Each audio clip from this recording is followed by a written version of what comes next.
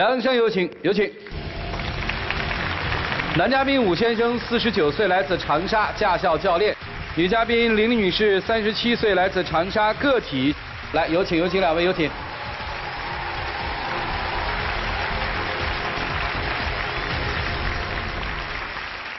刚才两位上来之前说了3个数字啊，一是一次离婚诉讼是吧？谁诉讼的谁？我诉讼他。诉讼的原因和理由是？我觉得他这个男人没有担当，而且很窝囊。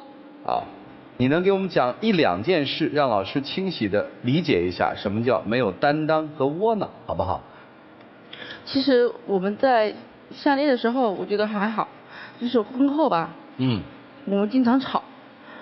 在有一次家庭聚会的时候，家里来了很多客，他不下厨的，一般都是我下厨。我还在炒菜的时候就听到儿子摔在地上哇哇的哭。我说你作为一个男人，在家里什么事情也不做，你看个孩子又怎么样呢？啊。他就玩他的手机，我当时就很气。啊。我说既然要离婚嘛，儿子归你，我就抱起儿子往他身上一扔。他当时也很气，左手搂着儿子，右手就拿着椅子砸我。他也是属于那种打不还手骂不还口的人。结果那是第一次打我。他把孩子当做一个玩偶摔过来，一起丢过来，吓得我要死啊！我抱上之后，气的真的是说手都发抖，拉着身边的凳子那肯定甩出去，那会甩可能是也没注意力度。那是因为你对儿子太不负责了，我在那里炒菜，你在那干嘛？你在玩手机，儿子摔在地上哇哇的哭。所以说孩子多大呀？1岁多2岁。确实您在玩手机。当时没太在意，可能是在玩手机。玩手机，孩子摔了，所以夫妻之间有争执，是吧？对。就算以前有争执，他也不会动手打我的。啊。但是这几年下来，我过得很憋屈。憋屈啊。本身我也是个工作狂嘛，我公司还有事儿。跟他出去吃个饭，我买单，都是我买单。当时他还在吃饭，我就去买单，回来之后就看他和服务员在争吵。后来了解之后，是因为服务员那个喷壶的消毒液碰到他眼睛里边了。当时我也气愤，我就一拍桌子，我说把你们的经理叫回来。当时服务员给吓跑了，就来2经理，就一直跟我争辩，他就上卫生间去冲眼睛去了。直到后来我和他们一言不合就动了手，结果他就坐在那里就捂着眼睛就看着我们。我觉得一个男人让一个女人去帮你摆平这些事情。你觉得他很窝囊是不是？对，还有一次窝囊的事就是，他没开车，就骑个电动车回家。后来你问他当事人吧。他那个是小区那个栏杆，小区栏杆是一车一杆的。我们当时可能刚进那个小区也不太清楚，前面有台小车在那里刷那个门禁卡，他刷开了我就走呗，反正是2台车同时走也没什么事。哪知道我在走了之后，他认为是走了一台车，栏杆主动放下来。那个女同志开车可能是新手，就来一个急刹，结果她说她车里还有小孩就摔了，就我不知道嘛，我就回家了。结果她找到保安调监控啊，找到我家里来闹，那会儿闹我搞得莫名其妙。我们都还是一头雾水，那个女的就冲动在这指着他骂。你说你的小孩摔在车里，我们带你去看病，那不行，我一定要钱，我要赔钱，我就是你，就指着他骂，我就把他手一打，我就在推搡中。然后那个女生就打了电话，叫了7、8个男子汉过来，他可能就吓怕了，坐在沙发上不说话，一直都是我在说。我说你这个男人怎么这么窝囊？我要面对7个男子汉，我一张嘴每个人去说，最后我打了110，110就回家把这件事情给平息了，最后他出的钱嘛。重点在于他窝囊是吧？我们有对，我们是在理，我们有道理，结果反而变得没道理了，他来出钱。你觉得谁理亏啊？这个东西说实在话，如果按那个保安的那种说法，我觉得可能是我没有注意他的规矩。那么说当时碰到这样的人，他也是在讹点钱，那你稍微赔点钱呗。你是希望息事宁人对吧？对呀，因为这事情不是说非得要打个架搞个什么事情出来。结果他一言不发的就坐在那里，7个男子汉就冲着我吼。你连讲了2件事，我发现你脾气还挺大是吧？非常大。你在外头经常跟人干仗吗？也不是，我是属于评理的人，不然的话，我为什么2次都是我打110提起这个事情？觉得他没用，对吧？行，还有别的吗？这也不至于离婚呢。还有就是因为委屈的啊。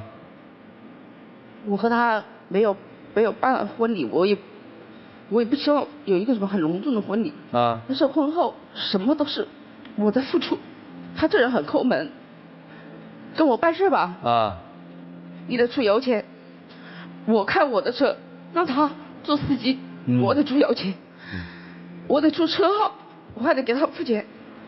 这都是有原因的，不是说你出油钱不有出油钱的问题啊。有些东西这都是有原因的。啊！我天哪！你要知道，你做这个事情你是干嘛的？家里人都知道你花钱大手大脚，赚了多少钱，1个月可以3万块钱的网购，一天到晚我就守着这个小区门口来收邮件。什么我也干些什么。有时候点错了，1件衣服他可以点了2下，他就算了，反正回来1件穿1件丢是吧？哪有这样搞的呢？我问几个问题哈。你刚才说请先生给你开车是吧？干嘛呀？开车是你们俩出去玩还是他要油钱还是什么？是他从驾校出来了，然后就到我公司，反正就是他去你公司了。对，给我做专职司机嘛。给您做专职司机，那当然应该是您出油钱了。有时候办事啊什么的，哪怕是出去玩，吃个饭，停个门禁5块钱，他都得我掏。哦。因为他这个东西是一个什么情况？我带你玩了，带你吃了，最后什么还所谓说我没有担当，就是说你能够在家里带孩子，还能够有一份收入，就是这回事。我问问，这个你们俩的这个钱怎么个用法啊？各记各的。哦。他不管我，我也不管他。啊。从一开始恋爱就是这样。这个从这个资料上面看，您应该初婚对不对？对。您是有过一段婚姻？对。那个婚姻里有孩子吗？有。跟谁了？跟我吧。男孩女孩？男孩也是。哦，这个男孩跟他关系好吗？关系好，跟他关系好，跟我关系还不怎么地。哦，跟他关系好。你们俩是结婚之前就约定了个人的钱个人花是吗？默认的。哦。对。明白了。就一直是这样过着，然后我生儿子之后，2万块钱也是我出的。当时他的大儿子还在上大学。啊。我要8000块钱交学费。啊。就大儿子已经读大学了是吗？对。哦，等于二儿子生的时候是你拿的钱。对。哦。我找的医院我拿的钱。啊。包括我儿子满月酒，全部都是我在办，全部都是我付钱。听起来您是一个女强人哈，至少在你们家你挣的比他多，对不对？他什么都是听我的。哦，那您当初为什么嫁给他呀？当初我不是跟他学车嘛。啊。然后觉得这个老师也还挺靠谱。学车情缘啊，老师挺靠谱，然后呢？婚前也一切都还好啊，就是婚后就感觉慢慢就变化了。这个变化是婚前我也知道他是属于那种没钱，但是不会抠门到这种程度呀。啊，你知道他没钱，我再带孩子。对。然后除了管你们的孩子，还得管你的员工。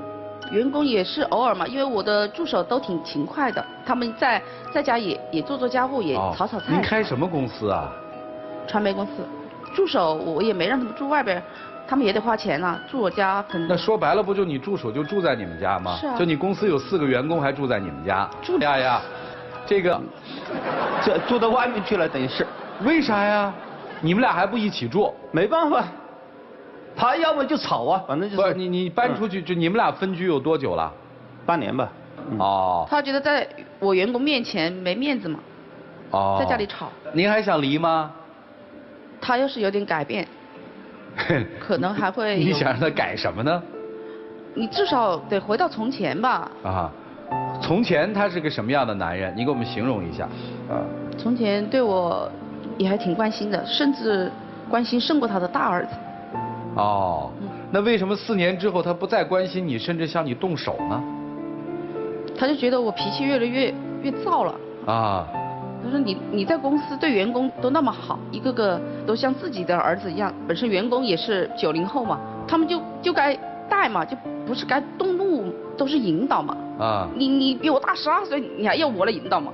哦，委屈是在这儿，你应该引导我，对吧？但是你发现这不是个人生导师，也没个肩膀。对，啥事他也靠你。对，累死了是吧？啊，你最大的委屈是什么呀？当时你为什么决定娶她呀？说实在话，他的心还是比较好的，我还是认同他。啊，认同他就是说他本身在传媒公司这块养成的这个火爆脾气，但是你别把这个工作状态带到家里来。我作为你的爱人，相对有些东西你就不能说，我非得要跟你解决什么工作上的事，隔行如隔山，我也没办法了解你那块东西。他为这个事还专门到我公司领导去吵，要我老板不要给我加班啊，不要搞什么，我只能出来干脆跟他来做，跟他做，至少你要给我开工资吧，你不开可以，他说员工不开，我做老公。你这点做不到，你跟我帮下忙，我可以跟你帮忙就帮忙。那我就相对开公司吗？开鬼哟，开公司怎么没开？开鬼，只是比员工少一点嘛。他就无非就是开工资什么呢？就是出去的车费、油费，给个100-200块钱，反正就这一回事。因为有些这个房款我也还，每个月的压力都在我这里，我每个月还几千块钱，所以我随时随地都要想办法找钱。他大手大脚，我也不知道他收入多少。谁呀？你那时候炒股？这回事。现在你就知道要还钱了，谁人炒股啊？要不然做员工，要不然做老公是吧？啊，你想做什么？做老公那肯定是不想给他干了是吧？对，早就不想干了。啊，那就别做员工了，就做回老公不就得了吗？做老公他也不管儿子呀，你总得让一个主外一个主内吧？哦，你能主内吗？那我可以主内啊，我说了，他当着员工面都在这说我家庭妇男，我说没问题啊，我就当家庭妇男可以啊，但是你家庭妇男也要考虑问题嘛，这个收入来源。对，他无非就每个月得给生活费对吧？对啊，他没有啊。明白了。他就是说你做家庭妇男，你做家庭妇男。买回来了嘛？啊？我不都买回来了吗？该买的。不，你每个月给人点钱嘛。给点烟钱呢？不，家庭妇男也得有钱哦。我该买的我都买回来了，我就觉得就给他几千块钱够了。一个月给你几千块钱啊？没办法说。不是，到底给没给嘛？没给呀，我没看到啊，他无非就是领导睡觉的。就是您不能上嘴皮碰下嘴皮子说给个几千块钱，看来没给啊。给了。他的意思，领导睡觉的那什么5块钱的过路费都一路算的，没给他员工可以做到，给我没办法。他儿子读书，我也给他儿子了呀。儿子的上幼儿园什么2000多块钱可以，那都算在里头上。还要你每天能在家里带着孩子搞卫生，还能够搞饭吃。明白了，你得做一全职老公，对吧？你工作上又帮不到忙，你只能在家里帮忙。对，他就是这回事，工作没办法帮忙。明白了啊，老师们也听明白了啊，这应该怎么办呢？我们一起进入丘比特问卷。我有一个没太听清楚，就是我还是没听清楚你为什么嫁给他，你为什么娶他，我还是没太听懂。当时嫁给他的时候，就是因为我不是在学车嘛，我在另外一个司机。我问的是你为什么嫁给他？他觉得他人老实。对，人老实。啊，那你为什么娶她呢？因为我本身但是也是单身，我也感觉这个女孩人不错，我反正也是想要一个伴侣，再加上我有一个重女轻男的思想，前期生的是一个男孩呢，想要一个婚姻呢能够生个女孩最好，所以那个想法。那你为什么离婚呢？上一段？那是性格不合。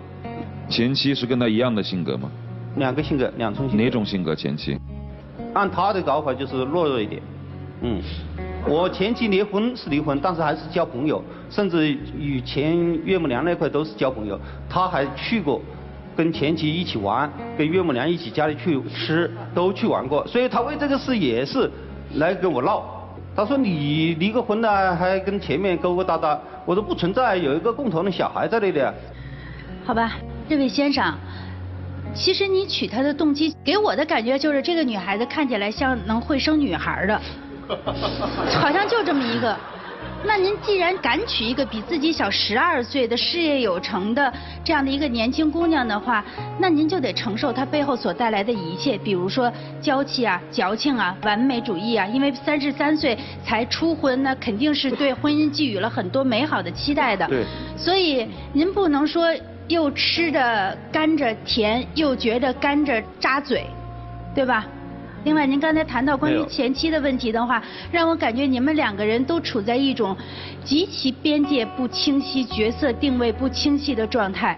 您跟您的前妻和您现在的妻子，把它搅和在一起，然后您还寄希望于其乐融融一家人，好朋友，离婚亦是朋友。您这个太理想了，因为女人她本身的嫉妒状态就是会比男性要高一些，对于爱的排他性本身就比男人要高一些，所以您凭什么认为您有那么大的魅力，又能让前妻跟您做朋友，又能让现在的老婆去接受您跟您的前妻是朋友呢？您真的没有太把这个女人当回事儿，不尊重。白老师你好。啊，这里面有一些过程，我是咨询过他，我就询问过他，你这个去还是不去？我肯定是要去。我不是在跟您争论，但是作为一个女人，她如果说在面对这样的一个问题的时候说不去，那显得我多小气，那我只能咬着牙说我去。但谁难受谁知道？您考虑过您提出来这个问题，对于他是该怎么样回答？您就把他给架在那高度了，你只能回答是，否则你就是一个心胸狭隘的女人。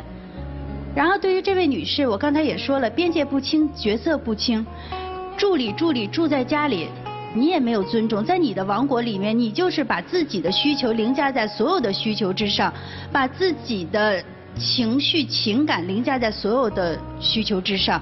你要一个男人能够100%的放弃自我来去听从您，同时又还要让他在起冲突的时候能够站出来保护您，这种分裂的状态，你让你的男人无所适从，他到底要扮演一个小绵羊，还是要扮演一个大灰狼？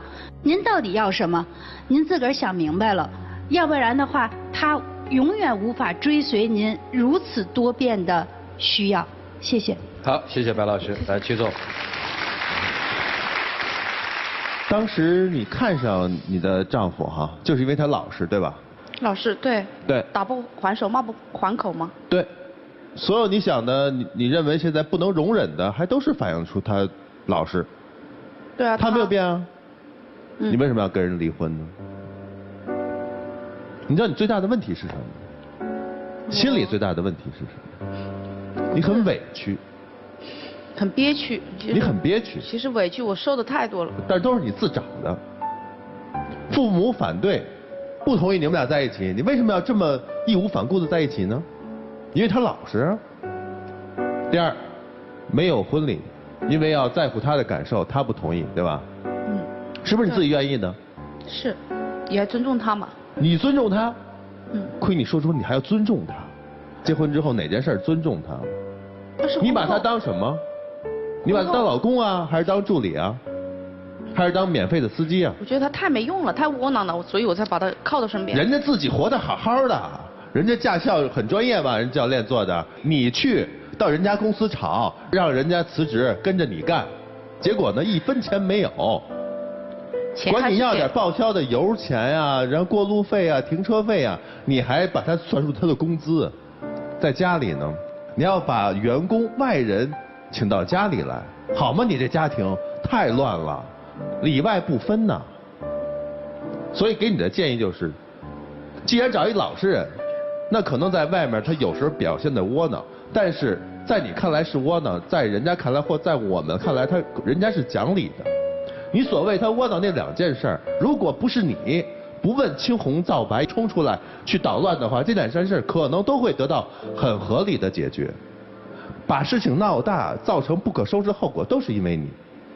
然后回到你们家庭，我猜你内心是想挽留他的，只不过是想让我们说说他。但是不好意思，你最应该被说。就这样。好，谢谢曲总，涂老师。一个像火一般的女人，她的初婚，她一定是热情似火的，一定是充满希望的，一定是希望像燃烧一样的状态，能够在如火如荼的过程当中面对自己的新生活，这是你最初的期望。而一个像冰一样的男人，选择了再婚，他对婚姻的诉求不是如火如荼，他的诉求是冷静处理，平静对待，生个女儿就算了。所以你们对于婚姻的诉求和期望不一样，事实上想象的也跟自己实际身处的婚姻状态是不一样。先说一个问题，爱与不爱。我认为像你这样一个如火的女子是爱她的。比如说没有办婚礼，对于一个女人的第一次婚姻来说，多半是不能忍受的。而像你这样一个暴躁性格的女人，当然也符合你性格，不顾一切家人的反对，没有婚礼我也愿意嫁，宁可拿着3套婚礼的新服，半夜3更自己摸着看着伤心，我也可以没有婚礼嫁给一个男人。包括你和他的前妻的孩子相处的也很好，在我看来你是爱的。但是这位像冰一样的男子是不太爱这个女人，至少没有那么爱。人家把自己所有的一切都给了你，你居然以2婚不能太高调为由，没有给他一个婚礼，这是他这一辈子的缺憾。从这个角度上来说，你就没有多么爱他。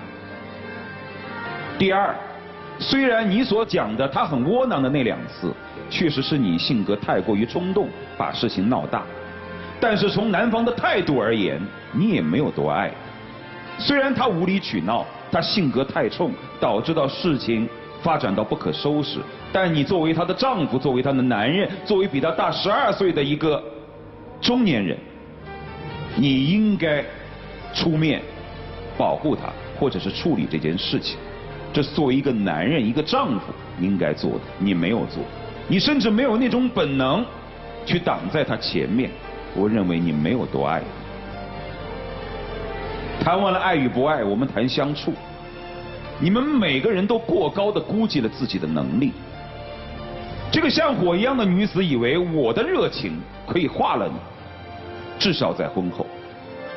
但是这个像冰一样的男子认为，婚后凭我的冷静和以往的生活经验，我可以让你变得更听我的话，来主导我的生活。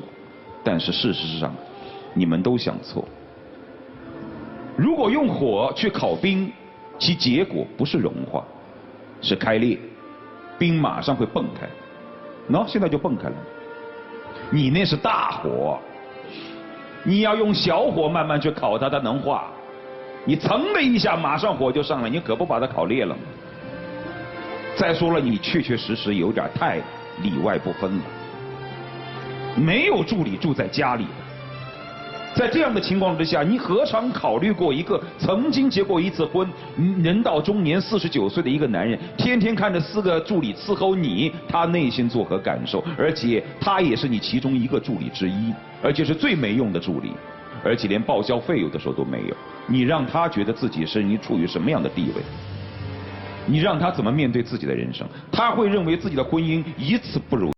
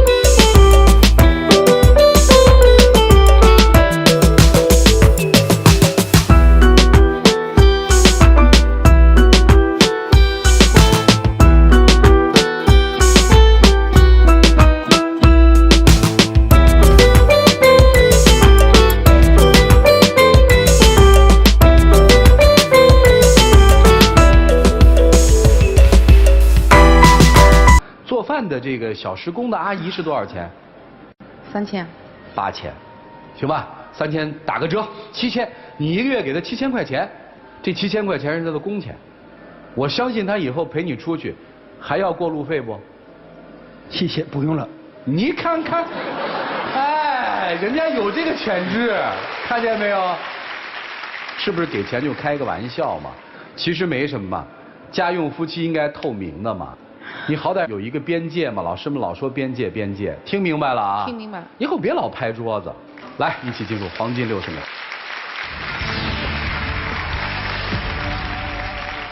老婆，现在是距离产生美，你把我赶出去是吧？这么长时间也产生了一定的距离，我相信你是越来越美了。那么以后能不能我在家带孩子，你是一个强人，我承认你，那么请你开点工资。你这讨要工资啊，在这里。爱情需要经营一辈子。这个我相信。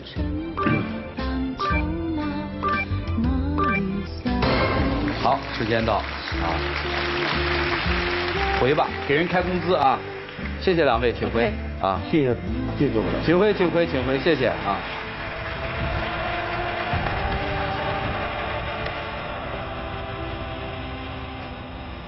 来，请关门。各位电视机前的观众朋友，欢迎大家登录优酷、土豆、腾讯视频、搜狐视频、乐视网、PPTV、剧烈爱奇艺收看节目的完整视频。主动点啊！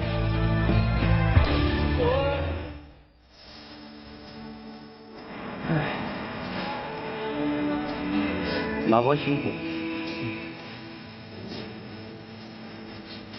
这半年后的第一次牵手。啊，第一次牵手啊，啥感觉？有温度吗？回到从前吧。又来感觉了。哎呀，你倒是太，哎呀，来，有请我们的小话筒，有请。来，宝贝儿，来。你很漂亮啊，谢谢。来见证这对夫妻的浪漫时刻吧，各位请见证。我没带过。跪下。总算见证一次。真没想到老夫老妻上还有这一场。哦，抱抱，抱抱点。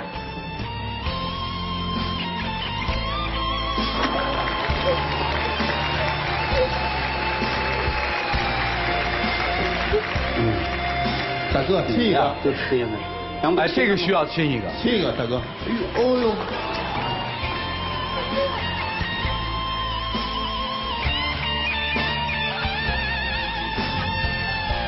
送给您啊。好。希望你们幸福。谢谢啊，请回。谢谢各位。好，谢谢各位，知道了。慢点。